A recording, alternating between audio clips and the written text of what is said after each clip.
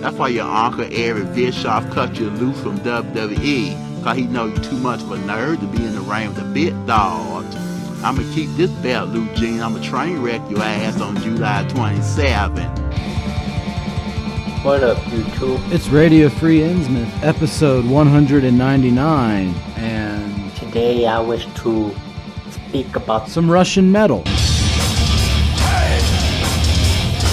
Now, a lot of us know about Russian metal. A lot of us know that Slavs in general have been responsible for a very decent-sized chunk of the metal music actually worth listening to from the past few decades. But it can be kind of tricky for some to get into, particularly in, the English-speaking world. Because even with, black metal in particular, a lot of times you're already dealing with a language barrier. Like, for example, one of my favorite albums that came out this year was from a French band called Malefice. And obviously that does not roll off of the American tongue so easily. But even then, you generally know how to spell it after hearing it. You could type it up and look for that band, whereas a lot of Slavic bands are behind a double secret language barrier. Even the Western Slavic countries like Slovakia and Czechia, they got so many weird accents and squiggly bits sticking out of all the letters, even though they're using the Roman alphabet. It's pretty hard to tackle that if you don't know the keystrokes. And then if you go even further east, they're not even using the regular Roman alphabet, they're using Cyrillic. So you're literally just copy pasting stuff, and if somebody tells you a band name, a lot of times you can't even look it up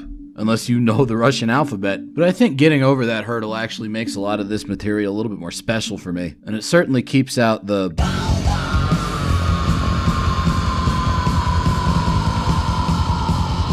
and nobody likes those fucking guys, am I right? 네, 여러분 안녕하세요. 오늘은 Now, Russia has metal going all the way back to the Soviet era, with heavy metal bands like Arya and thrash metal bands like DEVA, both of which I've done episodes on that you should check out. And then there's a lot of good death metal. There's more modern slammy stuff. There's old school shit that I like a lot, like Succubus and Miscreant. But probably what that country is most famous for in terms of metal output is black metal. Why black metal? I don't know. It's fucking cold over there. You seen that shit? And there's some great isolated black metal bands from there, like Old Waynes and Black Death, newer bands like Grima. But probably the most historically important thing about Russian black metal is BlazeBirth Hall, the collective of what started out as three bands, Brana called Rundegor and Raven Dark, and then they kind of collaborated together on the band Forest, and they were involved with the early days of Temnozor, which is one of the most famous Slavic folk metal bands. So there's this phenomenon on YouTube amongst a lot of the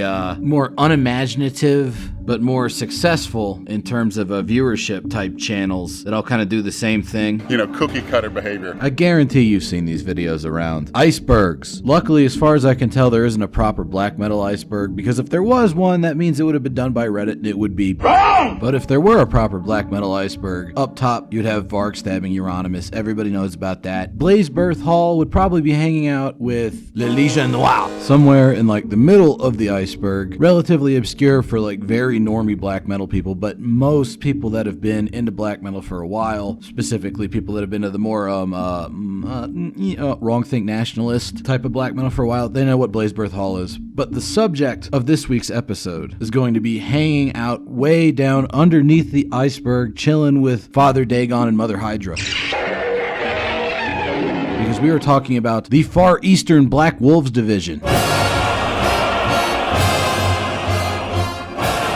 And when they say Far Eastern, they mean it. Because this is a lot like BlazeBirth Hall. It's a collective of three bands that are all involved in each other's business. But they are from Khabarovsk, which is, in fact, very far east. It is so far east, it shares a border with the northeastern tip of China. And one of the state-scheduled indigenous groups of the region is the fucking Ainu. That's right, those dudes in northern Japan with the face tattoos and the bear worship, okay? They're not fucking around. This is Far East, which might be why this little black metal scene collective whatever thing is not very well known, because it's certainly not for musical reasons. All three of these bands are fantastic, and we are going to go through them in order of, I guess, most normal black metal sounding to most out there sounding. The first band is called Evil Winged, which I gotta think, speaking of BlazeBirth Hall, is a reference to the song off the Av Winter called album Evil Winged Songs of the Tragic Centuries. This band's interesting because it's actually formed by two twin brothers, Phantom and Lars. So what the hell do they sound like? Well, they're absolutely the harshest of the three bands that we'll be hearing today. They got a lot of parts like this where it's very simple sequences of chromatic notes, very much like Vaughn and how repetitive and elemental it is.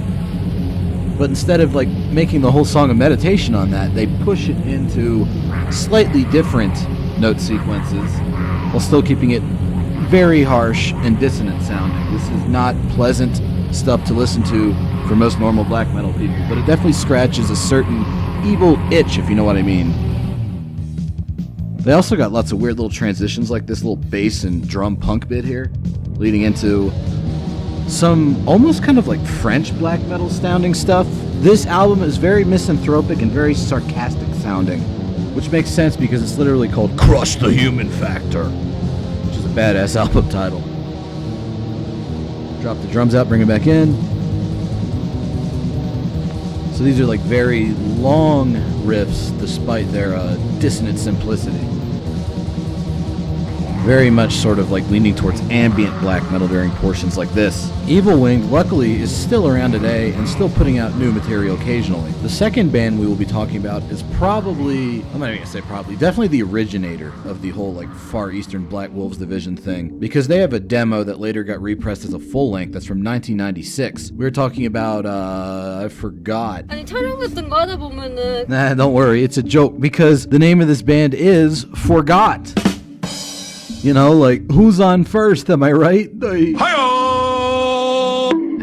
그러니까 엄마 아빠가 그거를 해주면 이게 하드렌즈니까. Anyways, main guy behind this band is named Wizard, which is confusing because there was a drummer also named Wizard that was involved in BlazeBirth Hall way over on the other side of Russia. He played on like all the Brandicald demos. And then it becomes double secret confusing because there was a band sort of BlazeBirth Hall adjacent but not actually part of BlazeBirth Hall. They're BlazeBirth Hall adjacent because Kaldrad from Brandicald played bass for them and Ulf from Ravendark designed their logo.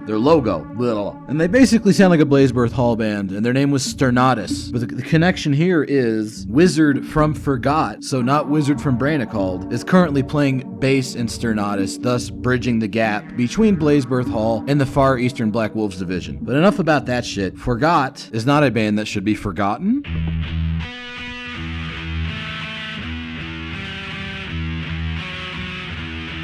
Because even on their 1996 demo, our boy Wizard had a very unique black metal sound that was much more mid-paced than what you would expect from like this hyper raw Russian black metal stuff. There's a heavy focus on layering with these pretty adept lead guitars for such primitive black metal material, as well as some very catchy drum beats with lots of nice fills in them. That lead guitar kind of ties everything together with these like super chunky black metal riffs with quite a bit of groove and thrash spunk to them.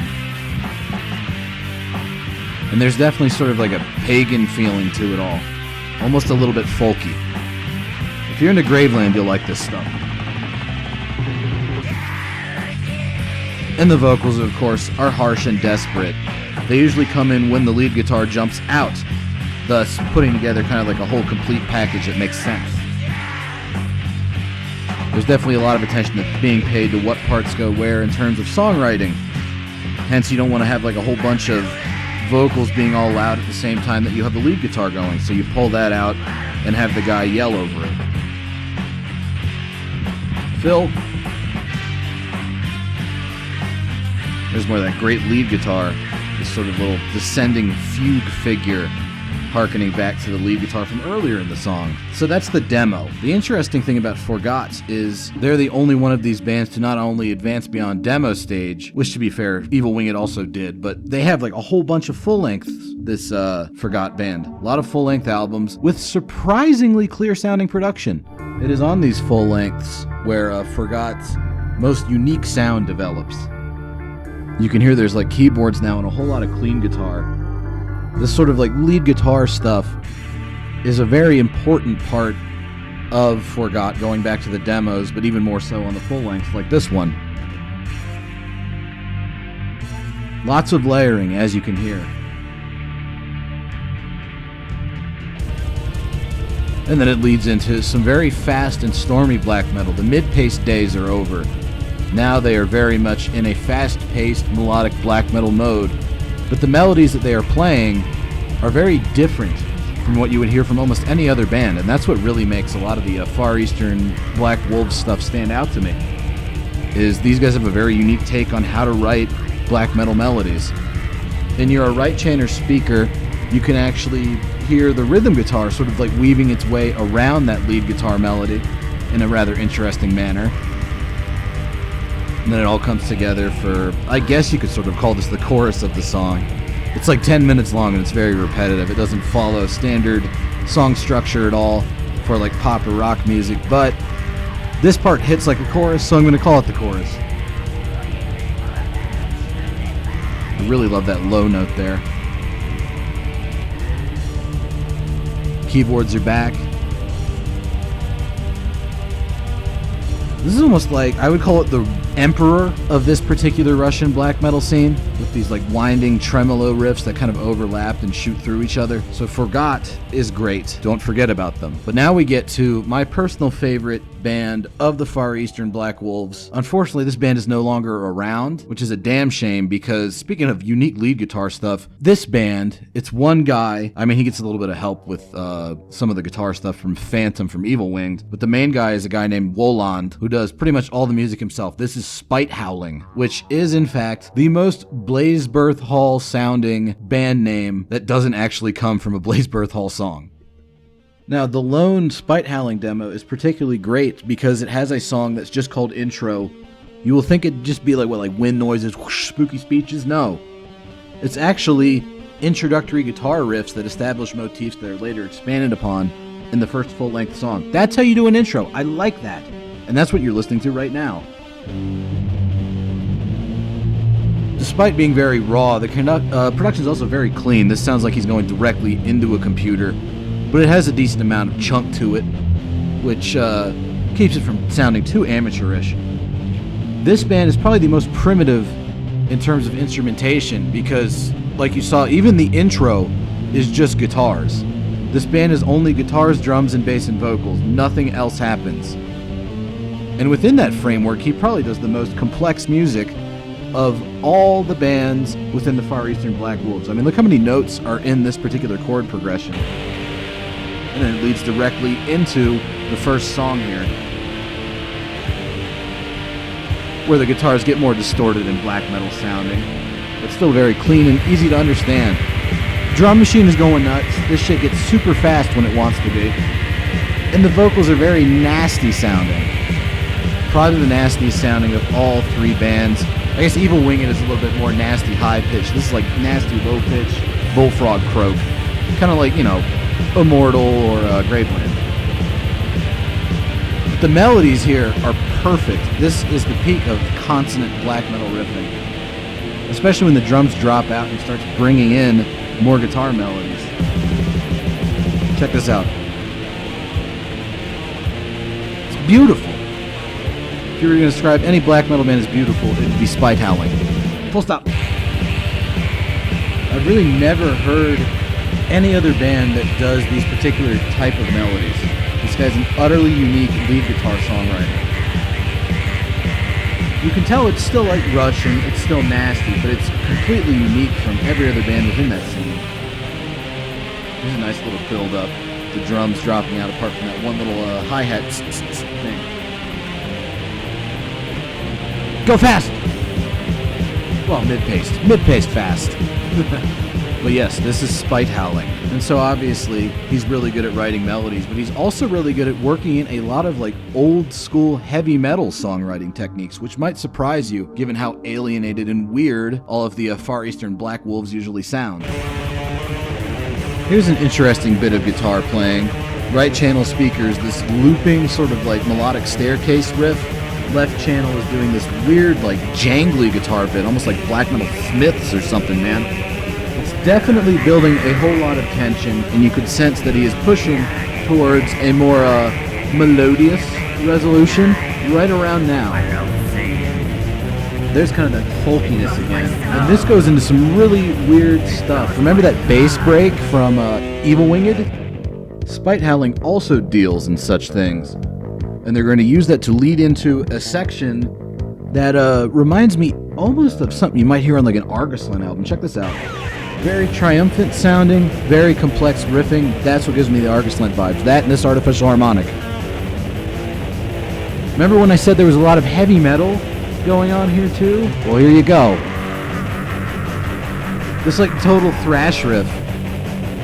That is awesome. And despite being, maybe unexpected, it fits in with the rest of the music. All these weird little guitar tricks he does. He's probably the most technically capable guitarist, at least in terms of right-hand technique, of all of the Far Eastern Black Wolves guitarists. And then we're going to get back into that weird melody from earlier. Or, a little bit of a variation on it. Counterpoint to that odd winding melody. With some suitably disgusting vocals.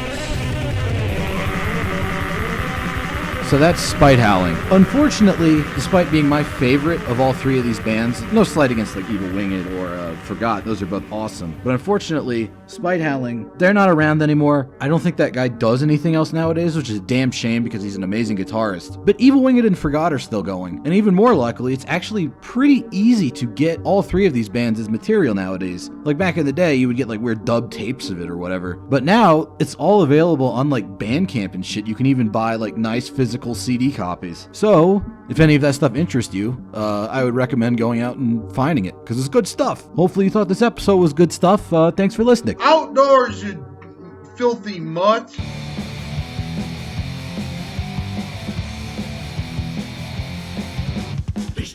I look damn good. I look sharp. I'm ready to tear apart that